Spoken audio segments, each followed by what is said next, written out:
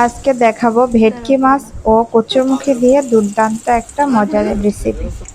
কড়াইয়ে তেল দেওয়া হয়ে গেছে, দিয়ে দিলাম পেঁয়াজ। এটাকে একটু ভেজে নিব।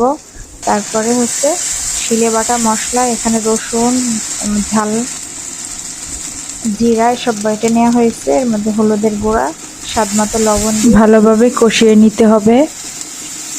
তারপরে অল্প একটু পানি দিয়ে আবার কষাতে হবে।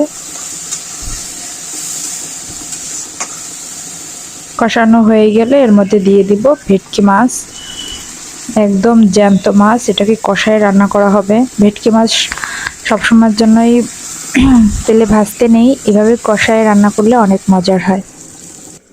এটাকে 50%-এর মতো রান্না করে নিব আলাদা করে। তারপর কচুরমুখীটাকে আলাদা করে রান্না করে নিব। সেম ভাবেই এই কচুরমুখীটাকে কষায় নিব। পেঁয়াজ, তেল, মশলা যা যা ছিল সব দিয়ে এটা ভালোভাবে কষায় নিচ্ছে। অবশ্যই রান্নাটা আমি করিনি, আমার ছোট যা করতেছে। আমি ক্যামেরাম্যান। এই যে কচুরমুখী, এটা সিদ্ধ করা না, এমনি কেটে নেওয়া হয়েছে। এটা ভালোভাবে কষায় নিবে।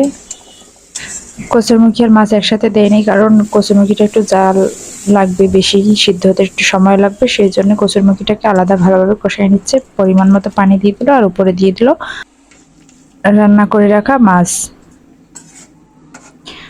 10 মিনিটের মতো জাল করলে রান্নাটা হয়ে যাবে। ঢাকনা দিয়ে ঢেকে দিল। যে 10 মিনিট পর দেখতেই পাচ্ছেন অনেক সুন্দর হয়েছে, কালারটাও খুব সুন্দর আসছে।